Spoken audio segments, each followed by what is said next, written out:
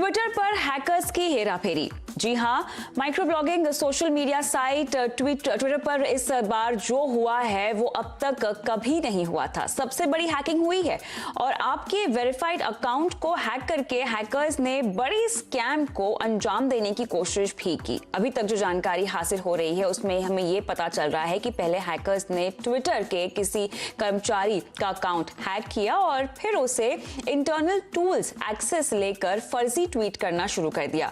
Bitcoin के लिए जालसाजों ने ये फर्जीवाड़ा किया। अमेरिका के पूर्व राष्ट्रपति बराक ओबामा हो या फिर दिग्गज कारोबारी Jeff Bezos, Elon Musk, Bill Gates, सबके अकाउंट्स हैक हुए हैं।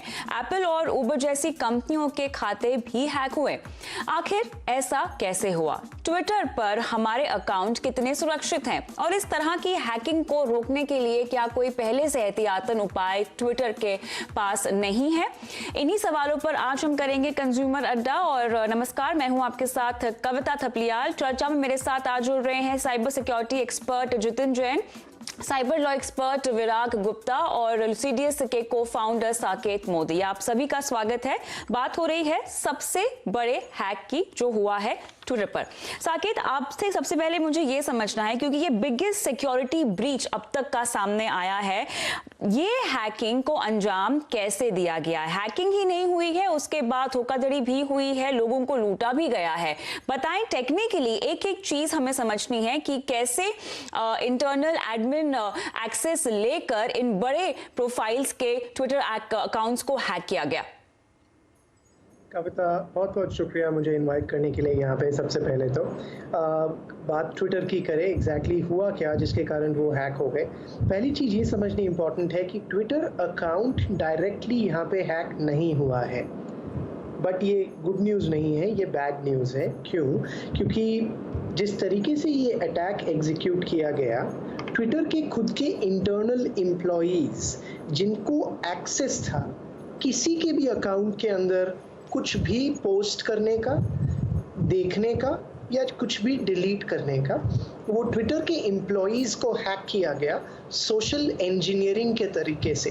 सोशल इंजीनियरिंग क्या होती है? अगर आपने वो बहुत सारी आजकल जो वीडियोस आती है और जो फ्रॉड कॉल्स होती हैं, अगर आपने नेटफ्लिक्स की एक बड़ी पॉपुलर डॉक्यूमेंट्री भी है जो खाली सोशल इंजीनियरिंग और फ्रॉड्स के बारे में है, अगर आपने वो देखी हो, आप जानते हो मैं किसके बारे में बात कर रहा हूँ। तो वो सेम चीज़ ट्विटर के एम्प्लॉयज़ पे हुई, जिसके कारण उनके अकाउंट्स के एक्सेस हैकर्स ने ले लिए, जिसके थ्रू वो जिसके ट्विटर अकाउंट में चाहते थे उस पर जो चाहे वो पोस्ट कर सकते थे वो। और उसके कारण उन्होंने बहुत ही सारे वेरीफाइड बड़े बड़े सेलिब्रिटीज़ के अकाउंट, चाहे वो बैरक ओबामा हो, जो बाइडन हो, जेफ बीजोस हो, उनके अकाउंट से एक अपना खुद का बिटकॉइन वॉलेट एड्रेस डाला और कहा कि अगर आप $1000 इसमें ट्रांसफ़र करते हो तो हम उसे $2000 कर देंगे अगले 30 मिनट में। और अनफॉर्चुनेटली करीब 70 लाख रुपए, $100,000 30 मिनट के अंदर ट्रांसफ़र हो गए उस वॉलेट, बिटकॉइन वॉलेट पे। एंड अनफॉर्चुनेटली ये काफ़ी बड़ी रकम है, क्योंकि बहुत सारे लोगों ने बहुत सारे पैसे उसमें डाले थे। कविता, बिल्कुल। जितिन जी, इसी को हम आगे बढ़ाते हुए, क्योंकि ट्विटर के अकाउंट हैक नहीं हुए हैं, एडमिन कंट्रोल लेकर जो है इन सेलिब्रिटीज, इन बड़े हाई प्रोफाइल लोगों का अकाउंट हैक किया गया और बाद में वहां से जो है लोगों से पैसे लूटे गए हैं। लेकिन जैसे कि हम सब जानते हैं, insecure Twitter, insecure world. Twitter के पास क्या ऐसे पुख्ता इंतजाम नहीं है, इतनी मजबूत सिक्योरिटी सिस्टम नहीं है कि कोई भी, क्योंकि इतनी बड़ी माइक्रो ब्लॉगिंग साइट है ये, यहाँ पे इतने सारे लोगों के खाते हैं, उनकी साइबर सिक्योरिटी तो काफी हद तक मजबूत होनी चाहिए।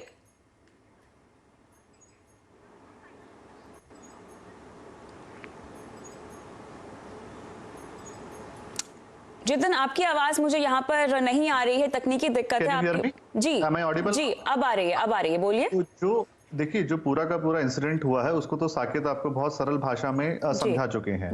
पर इस पूरे चीज के अंदर आपको देखना होगा कि दो तरह के क्लेम्स हैं। एक तो वो जो सिक्योरिटी एक्सपर्ट्स ने क्लेम किया कि ट्विटर के वेरीफाइड अकाउंट्स की हैकिंग हुई और ज्यादातर अकाउंट्स होते जहां 2 फैक्टर ऑथेंटिकेशन इनेबल था। तो क्या ट्विटर के किसी इंटरनल एपीआई को एक्सप्लॉइट किया गया, ट्विटर के किसी इंटरनल एम्प्लॉय ने सबोटाज किया, और फिर एक आरोप आया कि एक व्यक्ति ने पहले ट्विटर के इंटरनल एम्प्लॉय को हैक किया, उसके थ्रू उन्होंने इंटरनल जो उनका कंसोल है उसके थ्रू ये सब किया। और उस इंटरनल पैनल के कुछ स्क्रीनशॉट ट्विटर पे कई लोगों ने शेयर करे और कुछ हैकर्स ने माना कि ये हमने किया है, उन्होंने जिम्मेदारी भी ली और उनका जुड़ाव एक ट्विटर के एक्स एम्प्लॉय के प्रति है।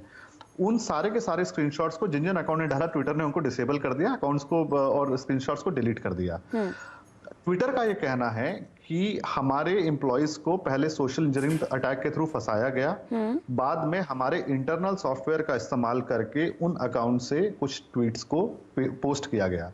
यहां पे मुझे लगता है थोड़ा डिविएशन है। अगर उन्होंने ट्विटर के इंटरनल अकाउंट से डायरेक्टली उन अकाउंट्स के ऊपर ट्वीट डाल दिया इंटरनल सॉफ्टवेयर से, तो सबसे पहला सवाल तो है कि ये कंपनियां जो आज तक अपने आप को इंटरमीडिएरी बोलती आई हैं, ये बोलती आई हैं कि हमारा कंटेंट पे कोई कंट्रोल नहीं आता, हमें नहीं पता कौन क्या डालता है, डिलीट करना, ये सब, ये पूरा का पूरा जो इनका एक कैंपेन रहा है धराशायी हो जाएगा। दूसरा सवाल ये है कि अगर वो इंटरनली उनके अकाउंट को सच में एक्सेस करके डाल पाए जो ट्विटर कह रहा है, तो ये this is an death of two factor authentication, because Twitter के इंटरनल ये दिखाता है कोई इंटरनल चेक्स एंड बैलेंस नहीं है। एक छोटा सा एम्प्लॉय, आपको याद होगा 2 साल पहले किसी ने प्रेसिडेंट ट्रम्प के अकाउंट को 5 मिनट के लिए डिसेबल कर दिया था just because it like him.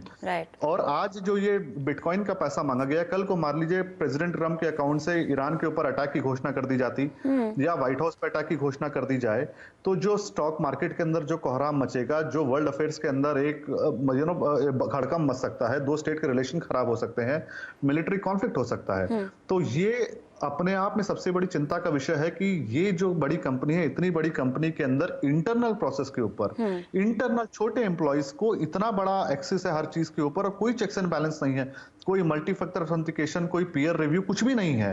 तो ये मुझे लगता है कहीं ना कहीं ट्विटर भी कुछ ना कुछ चीजों को छिपा रहा है। एब्सोल्युटली, यहाँ पर देखना होगा कि और चीजें क्या क्या निकल कर आती है। लेकिन जैसा कि आपने सही हाईलाइट किया है, पॉलिटिकल प्रॉप की तरह, मीडिया डार्लिंग की तरह ट्विटर की पोजिशनिंग ऑलरेडी हो रखी है। विराग शायद मेरी बात से इत्तेफाक भी रखेंगे। 2013 की अगर मैं बात करूं तो एक हैकर ने एसोसिएट प्रेस का जो ट्विटर अकाउंट है उसका कंट्रोल ले लिया और बाद में ट्वीट कर दिया, एक होक मैसेज यहाँ पर ट्वीट कर दिया कि व्हाइट हाउस में एक्सप्लोजन हुआ है। और उसके बाद यूएस के मार्केट्स में क्या हुआ, शेयर मार्केट में क्या हुआ, हम सब जानते हैं। इस तरह की चीजों से काफी वल्नरेबल है ट्विटर। विराग,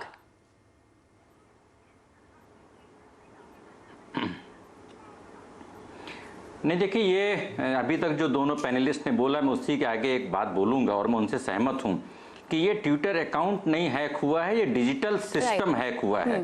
जैसे डेबिट कार्ड हैक होता है, लेकिन अगर कोई एटीएम उखाड़ करके ले जाए या बैंकिंग का पूरा फाइनेंशियल सिस्टम हैक कर ले, तो इसको हम एक ट्विटर की बजाय अगर हम पूरे डिजिटल सिस्टम को देखें, अभी जो डिजिटल क्रांति हो रही है उसको हम इंडस्ट्रियल रिवॉल्यूशन बोल रहे हैं।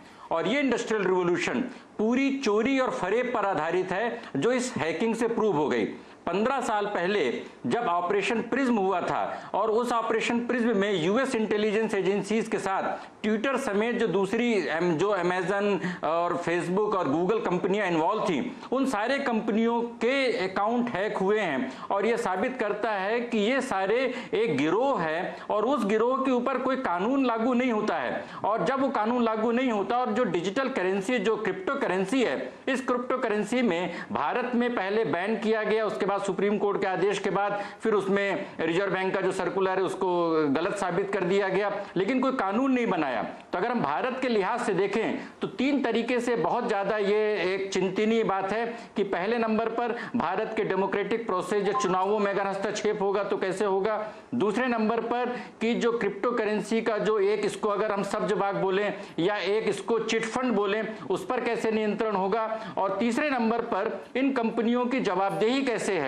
अगर ये टेक्निकल हैक होता तो माना जा सकता था। हाँ। 1-2 लोग मिलकर के भारत में अगर किसी का मोबाइल सुनना है, किसी का टेलीफोन सुनना है, उसके लिए सुप्रीम कोर्ट की गाइडलाइंस हैं, उसमें संसद का कानून है। लेकिन एक फेसबुक या ट्विटर या गूगल कंपनी का एक छोटा सा एम्प्लॉय आपके अकाउंट की पूरी मॉनिटरिंग कर रहा है और यह इस बात से प्रूव हुआ है। और इन कंपनियों की जवाबदेही बनाने के लिए देश में और अंतर्राष्ट्रीय स्तर पर करने के लिए भारत सबसे बड़ा बाजार है और उसे नियमन की पहल करनी चाहिए।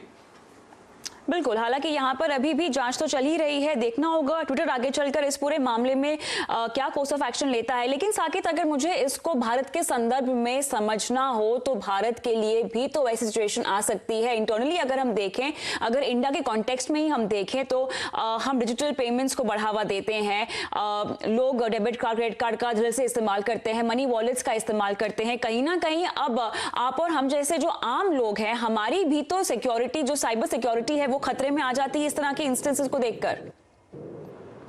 कविता, एक बहुत फेमस सेइंग होती है साइबर सिक्योरिटी के वर्ल्ड में, उसे कहते हैं there are only two types of people on the planet, one who know that they have been hacked, the other who don't. In other words, everybody's been hacked, it's just a matter of time आपको कब पता चले उसके बारे में। आपका जो point है कविता, हम एक ऐसी सोसाइटी के टुवर्ड्स जा रहे हैं, स्पेशली आज कोविड के बाद में, जहाँ पे हमारी डिपेंडेंस टेक्नोलॉजी पे, चाहे वो हमारी पर्सनल लाइफ हो चाहे प्रोफेशनल लाइफ हो, उस पर बहुत बहुत बहुत ज़्यादा है। और इस कारण टेक्नोलॉजी अगर हैक हो जाए, उसकी बहुत बड़े रैमिफिकेशंस हो सकते हैं, both personally and professionally. Twitter वाली जो एग्जाम्पल की बात कर रहे हैं हम अभी, जिस तरीके से कोई भी सैस कंपनी ऑपरेट करती है Kavita, it is very important for various employees within the company कि उनके पास अकाउंट्स का अनरिस्ट्रिक्टेड एक्सेस हो, खाली आपकी मैसेजेस पढ़ने के लिए ही नहीं, बट उसे डिलीट करने के लिए। और कुछ हद तक वो ज़रूरी भी है, क्योंकि कल को अगर कोई ट्विटर अकाउंट कुछ गलत पोस्ट कर रहा है तो आप ये एक्सपेक्ट करते हो कि ट्विटर उसे टेक डाउन कर सके और आपको वापस अपना अकाउंट दे सके। हाउएवर, जैसे जितेन ने भी कहा, अगर आप वो अनरिस्ट्रिक्टेड एक्सेस किसी को भी दे देते हो बिना चेक्स एंड बैलेंस के, वो गलत चीज़ हो जाती है। ट्विटर में क्या वो था, क्या वो नहीं था, ये अभी हमें नहीं पता है। सो वो आई थिंक इन्वेस्टिगेशन या उनके प्रेस रिलीज के बाद ही हमें पता चलेगा। बट ये एक लर्निंग्स है जो हमारी जितनी डिजिटली नेटिव कंपनीज, जो अब मेड इन इंडिया कंपनीज भी बहुत सारी बाहर आने लग रही है, उन्हें इसे एज ए लर्निंग लेना चाहिए। इसे हमारे सिक्योरिटी वर्ल्ड में कहते हैं सिक्योर्ड बाय डिजाइन, जहाँ पे जब आप बना रहे हो अपने प्रोडक्ट को, सिक्योरिटी उसे वहीं पे एम्बेड कर दो जहाँ पे आप डिजाइन कर रहे हो, rather than security becoming an afterthought which is there, कविता। बिल्कुल सही कहा आपने। लेकिन जितेन, यहाँ पर देखो, हैकिंग तो एक बात है, साथ ही हेराफेरी भी तो हुई है पैसों की। ट्विटर की जवाबदेही लोगों के पैसों के लिए भी तो बनती है, क्योंकि आफ्टर ऑल जो भी कुछ हुआ है ट्विटर के माध्यम से ही हुआ है तो ये डिजिटल वर्ल्ड, लेकिन इसके जो इफेक्ट्स हैं वो हम काफी हद तक रियल देख रहे हैं। और अब वक्त आ गया है कि लोग डिजिटल वर्ल्ड में अपने आप को सेफ गार्ड करें। इसके मंत्र तो हम शो में आपसे लगातार लेते ही रहेंगे, लेकिन ऐसा कौन सा इमीडिएट काम है जो इस खबर को सुनने के बाद लोगों को तुरंत अपने डिजिटल वॉलेट्स या अपने जितने भी ऑनलाइन प्लेटफॉर्म्स है उस पर लागू कर देना चाहिए? जितेन, देखिए, पहली बार तो अगर आप ट्विटर पे हैं या फेसबुक, इंस्टाग्राम पे, तो बहुत सारे लोग बोलते हैं कि मैं डी एडिक्शन के लिए जा रहा हूं, मैं इस्तेमाल नहीं करूंगा। आप इस्तेमाल करें ना करें, कम से कम दिन में 2 मिनट चेक जरूर कर लें कि कोई आपके अकाउंट से तो कुछ नहीं डाल रहा, पहली बात। दूसरी बात, ये इंडिया में भी हो रहा है और ये पहली बार नहीं है, पहले भी बड़े कई सेलिब्रिटी से अकाउंट हैक हुए और ये कहा जाता है आप मुझे आधा बिटकॉइन दीजिए, मैं बदले में 1 दूंगा। ये पॉन्जी स्कीम चलती रहती है कि 100 रुपया दीजिए 200 रुपया आएगा।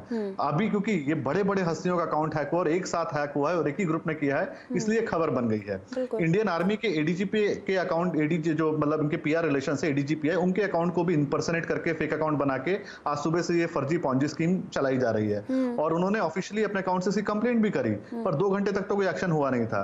तो मुझे लगता है कि ट्विटर को भी कहीं ना कहीं मैनुअल इंटरवेंशन की, मैनुअल जो क्यूरेशन है उनके कंटेंट का या मॉनिटरिंग है, शायद मैनुअल रिसोर्सेज को बढ़ाने की जरूरत है कि जिस तेजी से वो बढ़ रहे हैं। और इसमें हम ट्विटर को जिम्मेदार नहीं ठहरा रहे, गलती सबसे हो सकती है, पर गलती से सबक ले लेना चाहिए। बिल्कुल, लेकिन ये सबक हम क्या लेंगे ये जानना बहुत जरूरी है और मेरे ख्याल से कंपनियों के लेवल पर ये चीजें दुरुस्त करना बहुत इंपॉर्टेंट होगा। विराग, अभी कुछ दिन पहले ही हमने देखा कि इंश्योरेंस कंपनी के पॉलिसी होल्डर्स के डेटा लीक हो गए डार्क वेब पर और वहां पर वो बेचे जा रहे हैं। हमारी जितनी भी प्राइवेसी डिटेल्स थी वो तो कॉम्प्रोमाइज हो चुकी है, लेकिन कंपनी इसकी जवाबदेही नहीं ले रही है और ना ही लोगों की जो हैकिंग हुई है, जो उनके पैसे निकले हैं, जो उनके साथ फर्जीवाड़ा हुआ है, उसकी अकाउंटेबिलिटी कंपनी दे रही है। तो इस तरह के मामले में हमें क्या करना चाहिए?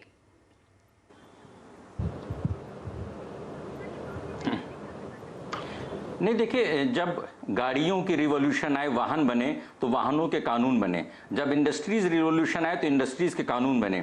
दिक्कत यह है कि डिजिटल रिवॉल्यूशन आया और डिजिटल के कोई कानून नहीं बनने से एक बहुत किस्म की अराजकता भी है और आर्थिक मंदी का कारण भी है। न ही डेटा प्रोटेक्शन का कानून है, न इन कंपनियों की जवाबदेही का कानून है। परसों में दिल्ली हाई कोर्ट में फेसबुक, गूगल और ट्विटर के मामले में आर्गू कर रहा था और मेरा यह मानना था कि जो भारत सरकार इन कंपनियों से जब जानकारी मांगती है या लेती है तो वो भारत के लोगों से मांगती है कि विदेश के लोगों से लेती है। और ये तीनों कंपनियां इस बात का स्पष्टीकरण नहीं दे पा रही हैं कि इन कंपनियों के साथ कैसा इंटरेक्शन होता है। तो मुझे लग रहा है कि ये कंपनियां टैक्स चोरी पर और एक डिजिटल अराजकता के जिस प्लेटफॉर्म पर खड़ी हैं तो लोकतंत्र के लिए, अभिव्यक्ति की आजादी के लिए बहुत अच्छी बात हो सकती है। लेकिन अगर इन कंपनियों में एक अदना सा एम्प्लॉय अगर ओबामा के अकाउंट को वो हैकिंग की सिस्टम दे सकता है, ये बड़ी चिंताजनक बात है। और मैं हमेशा इस प्रोग्राम में मैंने पहले भी बोला था कि भारत पाकिस्तान सीमा पर अगर बमबारी हो रही है तो आप अपने घर में कोई बहुत टफ एंड ग्लास लगा करके अपनी सुरक्षा नहीं कर सकते हैं। भारत सरकार को पाकिस्तान के खिलाफ सुरक्षा लेनी पड़ेगी। अगर ओबामा का अकाउंट हैक हो सकता है तो हम कितनी भी सुरक्षा करें, अगर इतने बड़े सिस्टमेटिक लेवल पर हैकिंग हुई है तो इन कंपनियों को जवाबदेह बनाने की जरूरत है। जिस तरीके से हमने टेलीकॉम सेक्टर को जवाबदेह बनाया था, डिजिटल सिस्टम को अगर जवाबदेह बनाया जाएगा तभी लोकतंत्र हमारा सुरक्षित रहेगा और लोग सुरक्षित रहेंगे। बिल्कुल, सबसे बड़ा सिक्योरिटी ब्रीच क्योंकि अभी सामने आया है तो लोगों में इसको लेकर काफी सवाल भी है और साथ ही डर भी है। लेकिन इस डर को भगाने के ही मकसद से हमने ये शो आज ऑर्गेनाइज किया है, जहां पर अब बारी आती है आप सबसे सिक्योरिटी टिप्स लेने की। लेकिन वो टिप्स हम लेंगे इस छोटे से ब्रेक के बाद। साथ ही सोशल इंजीनियरिंग अटैक इसको कहा जा रहा है। इस अटैक का मतलब तो हमने समझ लिया साकेत से, लेकिन इस तरह के किस तरह के अटैक्स हैं जो और हैकर्स कर सकते हैं, उससे आप अपने आप को कैसे बचाएंगे, इस पर बात करेंगे हमारे एक्सपर्ट्स के साथ इस ब्रेक के बाद।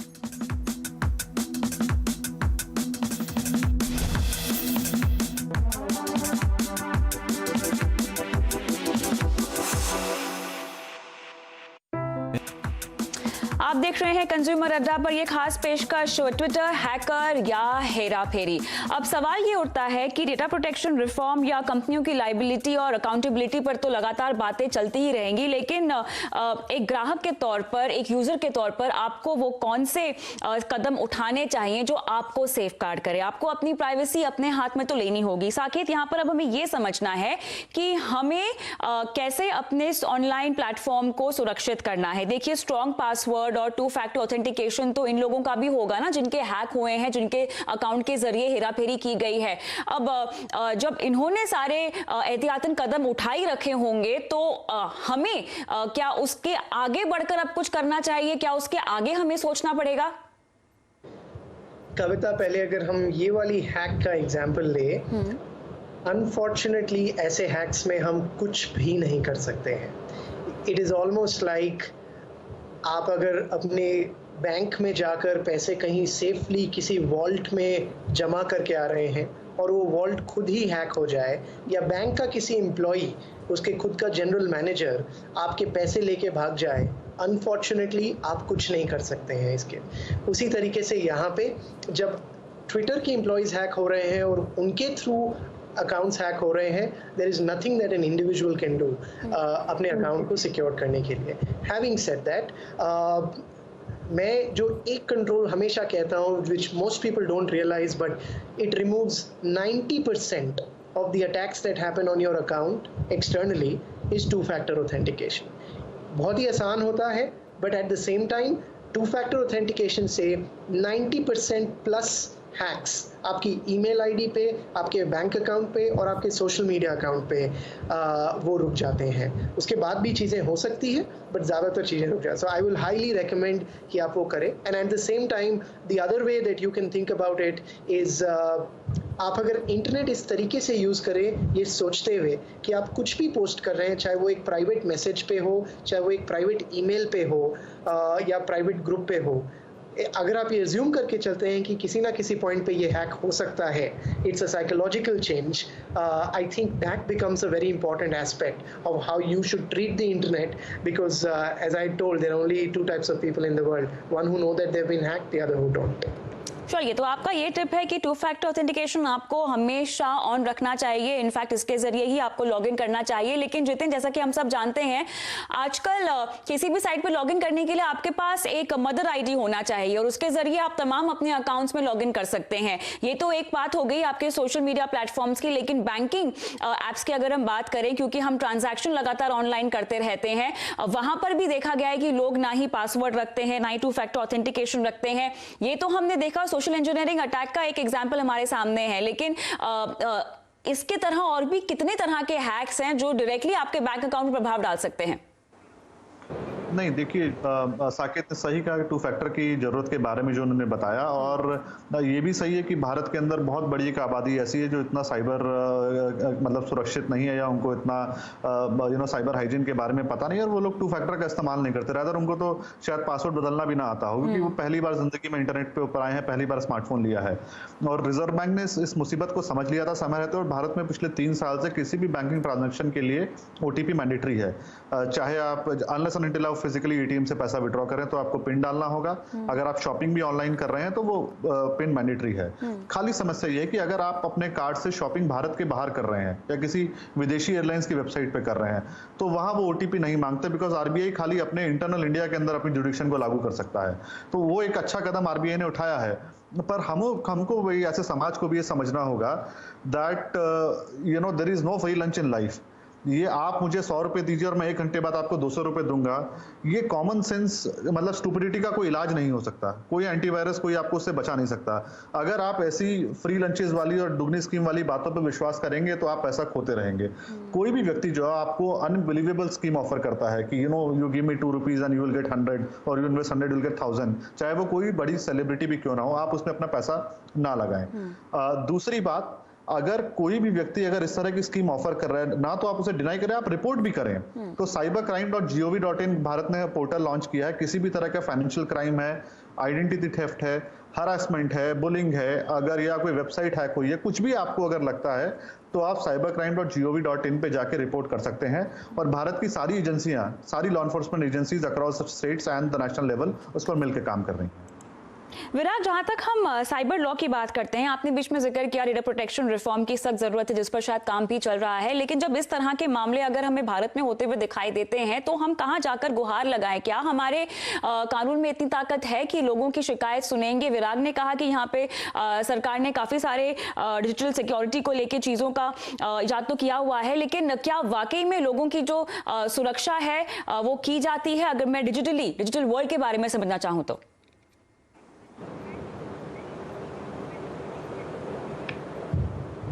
नहीं, देखिए, डिजिटल वर्ल्ड में हम भगवान भरोसे हैं। 2012 में एक याचिका थी जिसमें 4-5 साल के बाद दिल्ली हाई कोर्ट ने बहुत सारे फैसले दिए, और उसी फैसले के अनुसार केंद्र सरकार ने ईमेल पॉलिसी बनाई थी, सोशल मीडिया पॉलिसी बनाई थी, IT इक्विपमेंट पॉलिसी बनाई थी। दुर्भाग्य से किसी पॉलिसी का फॉलो नहीं हो रहा है। जब आप इसको सोशल इंजीनियरिंग अटैक कहते हैं तो थोड़ा हम इसकी अटैक की अगर हम विश्लेषण करें तो देखिए किस तरह का अटैक है। विश्व की जो सबसे बड़ी इंटरनेट कंपनियां हैं वो इस अटैक से प्रभावित हुई हैं। ट्विटर का प्लेटफॉर्म इस्तेमाल हुआ है, उबर जो सबसे बड़ी एक कंपनी है उसका अकाउंट, जो फेसबुक का जो इंस्टाग्राम है, गूगल का जो जीमेल है उसके इस्तेमाल के बारे में रिपोर्ट आ रही है, एप्पल का और जो दूसरी जो बड़ी कंपनियां उनका अमेजन का अकाउंट हुआ है, और जो सबसे बड़े फॉलोअर वाले जो एक्स US के प्रेसिडेंट हैं ओबामा, उनका अकाउंट हैक किया गया है। तो यह एक बेसिकली एक मैसेज है कि जो विश्व के सबसे ताकतवर कंपनियां हैं, सबसे ताकतवर लोग हैं, वो भी सुरक्षित नहीं हैं। और वहां पर जब अमेरिका में US सीनेटर ने चिट्ठी तुरंत लिख करके ट्विटर से जवाब मांगा है, लेकिन भारत में दुर्भाग्य ये है कि आज तक इन बड़ी कंपनियों के खिलाफ न ही कोई हर्जाने का कोई बड़ा आदेश पारित किया गया है, न ही इन कंपनियों के ऊपर कोई प्रोसिक्यूशन किया गया है। और आज की जो घटना हुई है, ये जो इस घटना में रिपोर्टों के अनुसार 3-4 घंटे तक, इसको अगर हम बोलें अंतरराष्ट्रीय स्तर पर डिजिटल नरसंहार जिसको बोल सकते हैं, वो हुआ,